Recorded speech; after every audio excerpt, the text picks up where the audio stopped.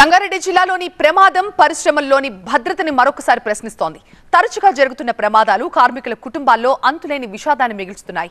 యాజమాన్యాల నిర్లక్ష్యం, అధికారుల వైఫల్యం కారణంగానే ప్రమాదాలు జరుగుతున్నాయన్న వాదన కూడా బలంగా వినిపిస్తోంది. ఇందుకు సంగారెడ్డి జిల్లాలో ఈ వరుస ప్రమాదాలకి కారణమేంటి?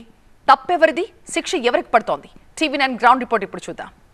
2 ఏళ్లలో 40 ప్రమాదాలు, 78 మరణాలు, గాల్లో దీపాల్లా మారుతోన్న ప్రాణాలు, దినదిన గండంగా కార్మికుల బతుకులు. తప్పెవరిది? శిక్ష ఎవరికి? సంగారెడ్డి జిల్లాలో ఉన్నటువంటి రసాయన పరిశ్రమలో పనిచేయాలంటేనే కార్మికులు వణికిపోయే పరిస్థితి. తరచూ ఎక్కడో చోట ప్రమాదం జరుగుతూనే ఉంది. ఎంతోమంది ప్రాణాలు పోగొట్టుకుంటూనే ఉన్నారు. అసలు ఈ పారిశ్రామిక వాడలోని రసాయన పరిశ్రమలో ఎందుకు ప్రమాదాలు జరుగుతున్నాయి? ప్రమాదాలు జరగడానికి కారణాలు ఏంటి? వీటికి నివారణలు ఏంటి? ఈరోజు తెలుసుకునే ప్రయత్నం చేద్దాం. ఏ క్షణంలోనైనా పేలేందుకు సిద్ధంగా ఉన్న అగ్నిపర్వతాల్లా ఉంటున్నాయి రసాయన పరిశ్రమలు. దీంతో సమీప గ్రామాలు, కాలనీల్లో నివసించే ప్రజలు దినదిన గండంగా రోజులు గడపాల్సిన దుస్థితి. పరిశ్రమల్లో కనీస రక్షణ చర్యలు చేపట్టకపోవడం, నైపుణ్యం లేని కార్మికులతో పనులు చేయించడం వంటి కారణాలతో తరచూ ప్రమాదాలు జరుగుతున్నాయి. యాజమాన్యాల నిర్లక్ష్యం కారణంగా పరిశ్రమల్లోని రియాక్టర్లు బాంబుల్లా పేలుతున్నాయి.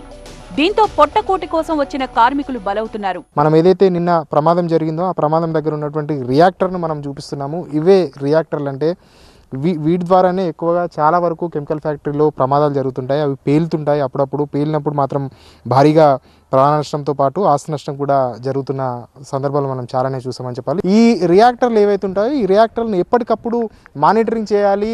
ఆ గవర్నమెంట్కి సంబంధించిన ఆఫీసర్స్ ఉంటారు. అది ప్రతి నెల ఈ రియాక్టర్లను ఎప్పటికప్పుడు చెక్ చేస్తూ ఉండాలి. చెక్ చేసిన తర్వాతనే కంపెనీ వాళ్ళతో మాట్లాడిన తర్వాత పర్మిషన్ ఇవ్వాలి. ఇచ్చిన తర్వాతనే వాళ్ళు పని మొదలు పెట్టాలి. కానీ ఇట్లాంటివి ఏవి కూడా ఇక్కడ ఉండవనే చెప్పాలి. ఎందుకంటే చాలా వరకు కెమికల్ ఫ్యాక్టరీలో ఇయర్లు గడిచినప్పటికి కూడాను అధికారులు రారు, చెక్ చేయరు. చెక్ చేయకపోవడంతో ఈ ప్రమాదాలు తరచుగా జరుగుతున్నాయి. ఖచ్చితంగా అధికారులు కనుక ముందుగా స్పందించి దీన్ని చెక్ చేస్తే మాత్రం ఇట్లాంటి ప్రమాదాలను నివారించే అవకాశం మాత్రం ఉంటుంది. ప్రపంచ స్థాయిలో పేరున్న పరిశ్రమల్లోనూ ప్రమాదాలు జరగడంతో భద్రతలో డొల్లతనం బయటపడుతోంది. అధికారుల నిర్లక్ష్యం వల్లే ప్రమాదాలు జరుగుతున్నాయన్న ఆరోపణలు వినిపిస్తున్నాయి. పరిశ్రమలు ఇక్కడుంటే వాటి రక్షణ చర్యలు చేపట్టాల్సిన కార్యాలయాలు మాత్రం హైదరాబాద్లో ఉన్నాయి. దీంతో కార్మికుల రక్షణ, పరిశ్రమల్లో సేఫ్టీ అంశాలు, పరికరాలపై తనిఖీలు వంటివి ఒట్టి మాటగానే మారింది. ప్రమాదాలు జరిగినప్పుడు హడావుడి చేస్తోన్న అధికారులు ఆ తర్వాత ఇటువైపు చూడ్డం లేదన్న ఆరోపణలు వినిపిస్తున్నాయి. పరిశ్రమల్లో భద్రత, ప్రమాదాల నివారణ, రక్షణ అంశాలను ఇటీవల పరిశీలించిన జిల్లా అధికారుల బృందం చేపట్టాల్సిన చర్యలపై ఉన్నతాధికారులకు నివేదికలు అందించింది. నిబంధనల ప్రకారం ప్రతి పరిశ్రమలోనూ ఫైర్ ఇంజన్ ఉండాలి. కానీ క్షేత్రస్థాయిలో ఆ నిబంధన అమలు కావడం లేదు. దీంతో చిన్న చిన్న అగ్ని ప్రమాదాలు జరిగినప్పుడు కూడా ఫైర్ ఇంజన్ అందుబాటులో లేకపోవడంతో క్షతగాత్రుల ప్రాణాలు గాల్లో కలిసిపోతున్నాయి.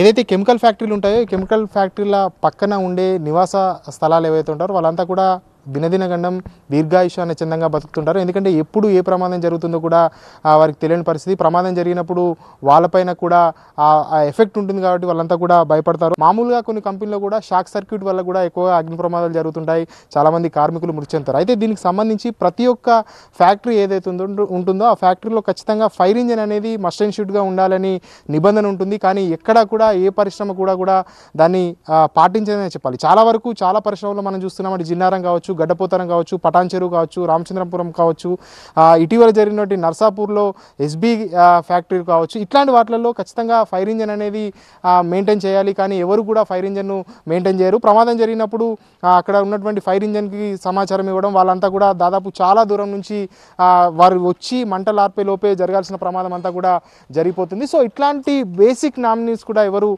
పట్టించుకోవట్లేదని చెప్పాలి. చాలా వరకు పరిశ్రమలకు సంబంధించిన యాజమానులు పట్టించుకోవడం లేదు. దీనివల్ల చాలామంది అమాయకులు ముఖ్యంగా ప్రాణాలు కోల్పోతున్నారు. సంగారెడ్డి జిల్లాలోని గుండ్లమాచునూరు, చందాపూర్ ప్రాంతాల్లో విస్తరించిన పరిశ్రమల్లో నెల రోజుల వ్యవధిలోనే 9 మంది ప్రాణాలు గాల్లో కలిశాయి. ఇక జిల్లాలో ఉన్న 24 పారిశ్రామిక వాడల్లో గత 2 ఏళ్ల వ్యవధిలో 40 ప్రమాదాలు జరగ్గా 78 మంది కార్మికులు ప్రాణాలు కోల్పోయారు. 225 మంది గాయపడ్డారు. వాస్తవానికి ప్రమాదాలు జరిగే అవకాశం ఉన్న పరిశ్రమల్లో కర్మాగారాల భద్రతా శాఖ నిరంతర పర్యవేక్షణ ఉండాలి. కానీ సిబ్బంది కొరత సాకు చెప్తూ ఏడాదికి ఒకసారే పర్యవేక్షిస్తున్నారు. అధికారులు, ప్రజాప్రతినిధులు, స్వచ్ఛంద సంస్థలతో లోకల్ క్రైసిస్ బృంద సమావేశం ఏర్పాటు చేయాల్సున్నా దాన్ని పట్టించుకున్న నాథుడే లేడు. దీంతో ఈ ప్రమాదాలకు అడ్డుకట్ట పడ్డం లేదు.